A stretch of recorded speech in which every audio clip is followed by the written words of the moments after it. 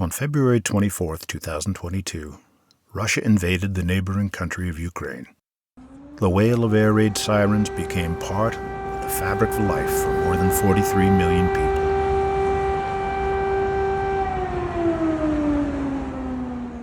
In March 2023, representatives of Hands On Global make the difficult trip to Ukraine to provide aid. This marks the fourth trip the humanitarian organization has made since the war started. Meeting in Budapest, Hungary, are Valerie Hellerman, Tama Edelman, Kathy Evans, and Marita Calloway. With them are 20 suitcases of critical trauma supplies and limb-saving orthopedic equipment. Their destination? Hospitals in the cities of Mukochevo, Kyiv, and Zhytomyr. On a cloudy Saturday morning, Victor, the Ukrainian driver, arrives in Budapest to shuttle the women and their 20 suitcases across Hungary to the Ukrainian city of Mukochevo.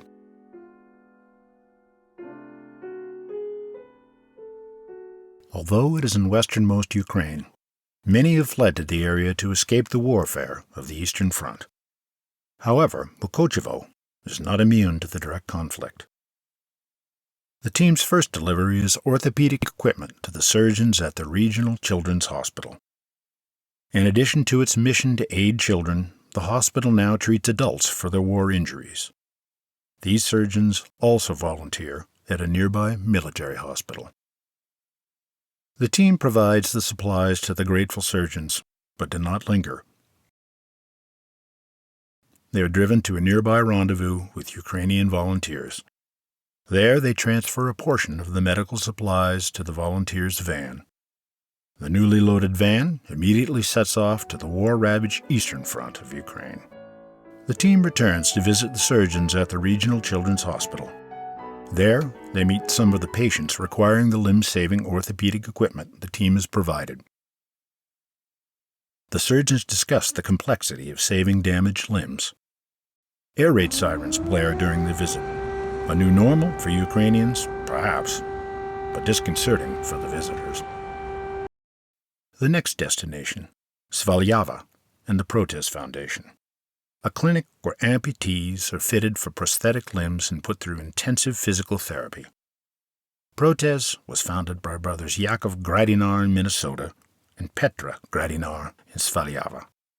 The Protez Foundation brings Ukrainian civilian and military amputees to the United States for fitting of complex bionic prosthetics and subsequent physical therapy to learn how to fully adapt to them.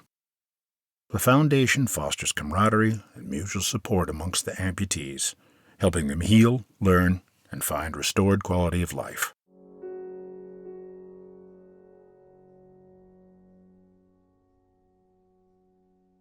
As the time comes for the team to move on, a decision is made to split up. Tama and Kathy travel to the city of Lviv, where they volunteer their services at an animal shelter housing pets displaced by the conflict. In a daytime excursion, Tama and Kathy come across a cemetery dotted with fresh graves. Around many of the graves are families mourning their dead. Here, a recent grave marking the final resting place of a 19-year-old is but one of many tributes to the fallen, and a sobering reminder of the loss the nation has suffered and continues to experience. Valerie and Marita take the rest of the medical supplies to Kyiv by night train. Air flight is not the only mode of transportation affected by war. A lengthy air raid siren sounds, locking down the train station. Finally, the siren fades, and passengers are allowed back into the station and to board. Valerie and Marita finally arrive in Kyiv. The city has persistent reminders of the battle. Bombed-out buildings, anti-tank obstacles, recurrent air raid sirens, evening curfews. There are various memorials constructed to the fallen civilians and the military. One element not on view is despair. Despite the hardships, people continue on with the daily demands of life. One of the coping mechanisms is technology. A popular smartphone app alerts users of incoming air raids, sometimes before the sirens sound. The app indicates where missiles have been fired from and estimates where they're heading. Users consulting the app know whether to hasten to an air raid shelter or to continue to enjoy their coffee. The first delivery of orthopedic supplies takes the duo over the Dnipro River to the Civilian Emergency and Trauma Hospital. There, Valerie and Marita are to meet with Dr. Dennis Churi. Shortly after the invasion start, Dr. Churi collaborated with Hands on Global for several months at the internally displaced persons clinics in Chernivtsi. Dr. Churi's surgical schedule is such that Valerie and Marita wait until late that night before meeting him. The reunion is an emotional one, as Churi expresses his profound gratitude for the much-needed medical supplies. Ja, de T-rods,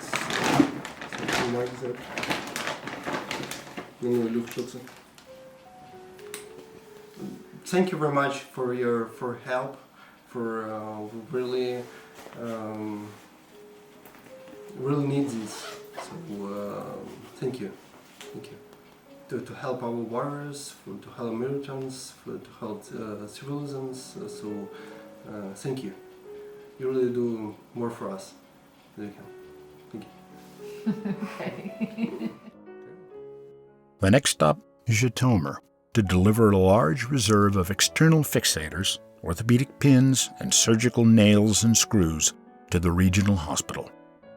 The highway from Kyiv to Zhytomyr is strewn with the somber remnants of war: bombed-out buildings, destroyed overpasses, and roadblocks. The Russian army came within a few kilometers, and the city was hit hard during the initial invasion. The town now provides refuge for many internally displaced persons from eastern Ukraine. Valerie and Marita are greeted by doctors Vitaly Kyomenko, Valeja Yakolev, and Viktor Perepelitsyn at the regional hospital. Necessity has molded these doctors into skilled war trauma surgeons. The hospital receives a train full of wounded civilians and military personnel several times a week. These doctors are repeatedly called upon to perform complex procedures to save lives and limbs. The replenishment of supplies is a godsend to the hospital. Hands on Global's goal is not only to deliver sought-after surgical supplies, but to gain understanding as to what other material and psychological aid is needed in future visits. Personal visits with patients provides crucial insight into the complexity of war injuries. Dr. Kyomenko and Dr. Perepelitsyn provide the visitors with a tour of the basement where a new trauma clinic was to be built. The doctors explain that the efforts and investments have had to be shelved. The sheer number of war wounded requires a full-time commitment of resources. The need for the facility is clear to Valerie and Marita. Hands on Global immediately reaches out to Nova Ukraine, a U.S. humanitarian organization, and arranges for a representative to come the following day to assess the situation. The necessity for the trauma center is obvious to the emissary from Nova Ukraine, and they agree to donate costly medical equipment and assistance to complete the trauma center. Zyana Solovyova is the translator for this visit. Solovyova is also the chairwoman of the Zhytomyr Community Foundation. Established in 2012, the Foundation's original goal was improving the quality of life in the Zhytomyr community. The Foundation's focus is now assisting the many thousands of Ukrainians who have fled here with housing, clothing, and food. Many of these internally displaced suffer from trauma, injuries, and the death of loved ones, as well as having lost their homes and possessions. The arc of their lives remains unknown as the conflict rages on.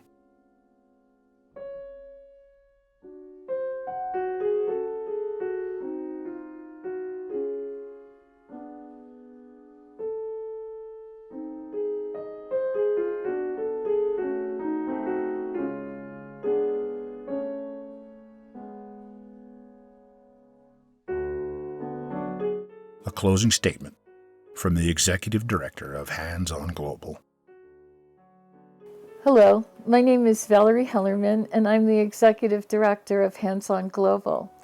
Our medical team has been to Ukraine 4 or 5 times, And our primary goal has been to provide medical care to the IDPs, which are the internally displaced people from the ongoing war in Ukraine.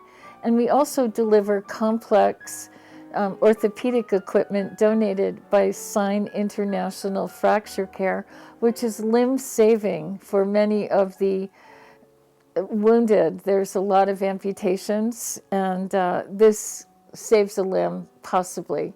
We also deliver trauma supplies to civilians who are actually soldiers on the front lines. Ukraine is an amazing place with amazing people who are very resilient. And I'd like to say that we worked with a woman named Yana from an NGO there, and we were amazed at the positive energy of all the people and how they went about life in between air raids and, you know, their loved ones being on the front lines. And she said that if they didn't maintain this lifestyle, their lives, that the enemy had won. Such resilience. When we were in Mukachevo delivering supplies to the Regional Children's Hospital, one of the surgeons referred us to a program called Protez. It was about an hour from Mukachevo, and it was a program for Ukrainians who had lost their limbs. And there were two brothers, a brother who lived in Ukraine and a brother, Yakov, who's a master prosthetist living in Minneapolis. So we went to Protez, and it was an amazing, positive place for amputees to learn how to use their prosthetics. And when I returned to the U.S., I went to Minneapolis to meet Yakov and the Protez Foundation. And there, those people who needed complex prosthetic devices were flown over from Ukraine, and it was an amazing place. It gave them their life back. It gave them a break from the war. And the prosthetics nowadays are amazing. In March, this last trip that we were on, we were able to go to Zhytomyr Regional Medical Center after delivering equipment to Mukachevo and Kyiv.